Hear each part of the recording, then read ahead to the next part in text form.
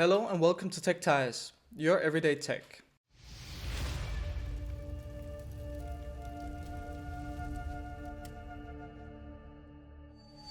I use the MacBook Air M4 as my daily driver, taking me through watching YouTube, scrolling the web, playing games, and even remoting into a Windows laptop that I use for work. So I'm here to help you decide whether or not this computer is something you should buy. This computer is a powerhouse without a doubt, and it suits practically everyone, but not quite. So I wouldn't call myself a power user, even though I would like to be one, It would be nice to be the one that uses all the capabilities of the computer, but to be fair, I don't. So I have thrown quite a few things at this computer and I haven't experienced something that it couldn't handle. And you might say, but Tech Dias, how can you play games on this computer? macOS isn't quite compatible with all the games. And to that I say, you're right. But I use cloud computing, specifically NVIDIA's GeForce Now, which helps me play the games over the cloud, meaning I'm kind of streaming the game onto my computer.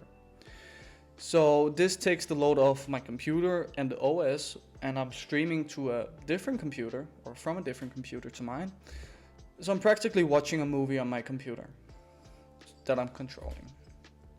I have instances of the computer overheating a bit when playing games physically on it. Specifically the game The Bazaar, which is more or less the only game I played physically on the computer. But this is due to the fanless passively cooled system, which means there's no fans that dissipate the heat. The heat dissipates by going through the shell of the computer. The aluminum frame absorbs the heat of the computer.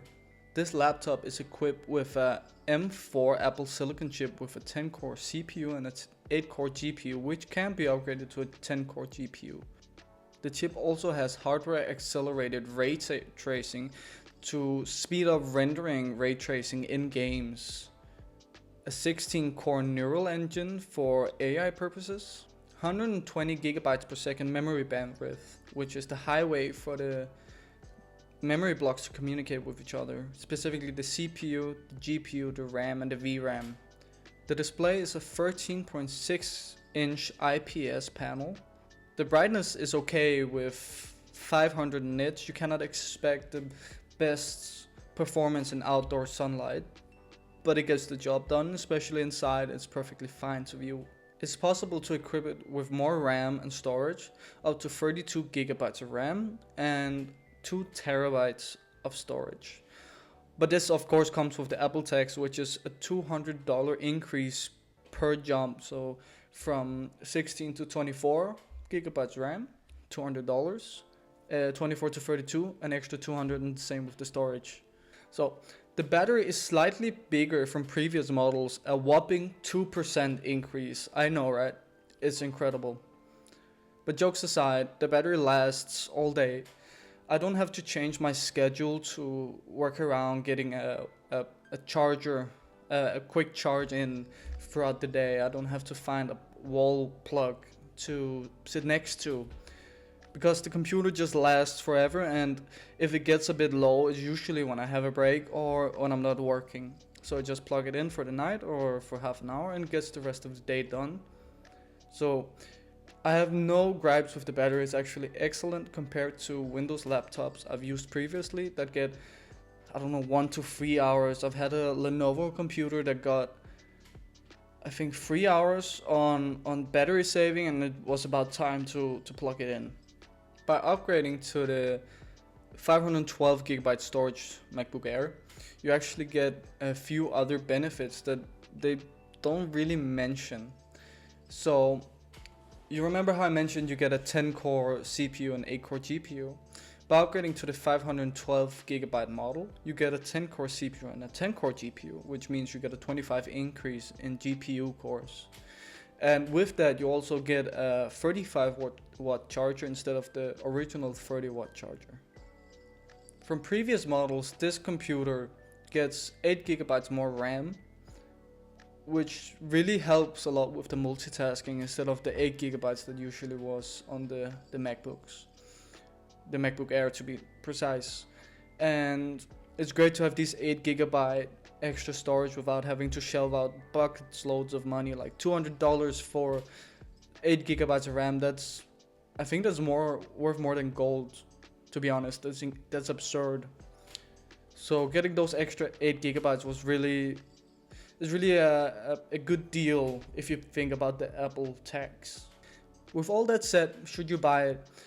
Even though this computer is great, it's not for everyone. Even though it has the same exact chip as the MacBook M4 Pro base model, its fanless design makes the performance more front-loaded, meaning that all the performance is at the start and tapers out quite fast when the computer overheats and it throttles. Instead of the MacBook Pro, which has a fan, so the heat dissipates more and keeping the performance more leveled. So if you're into heavy stuff like gaming for long periods of time, video editing with big projects, or graphical design, then this computer wouldn't quite be for you. But if you're a student or someone who just scrolls the web, plays YouTube videos, maybe a little video editing like I'm doing, then I think it's a really great choice because it fits a lot of people's needs and it reaches a lot further than it actually should with this powerful M4 chip.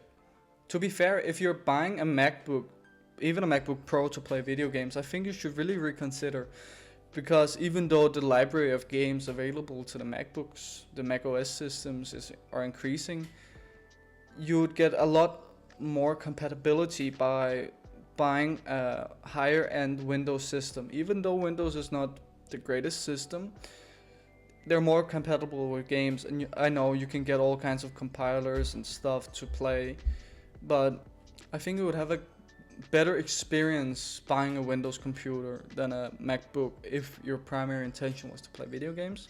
Otherwise, you can opt for what I did and use cloud gaming, which is great. You could get a PS5 controller or something and a MacBook, and as long as you have a stable internet connection, you could still play your games. But I would look into if the games you want to play are on the cloud service that you want to use, because not all of them are. Thank you very much for watching, and if you liked the video, please hit that like and subscribe button. And if you want to watch more, I have this video about the iPhone 17 that you should check out.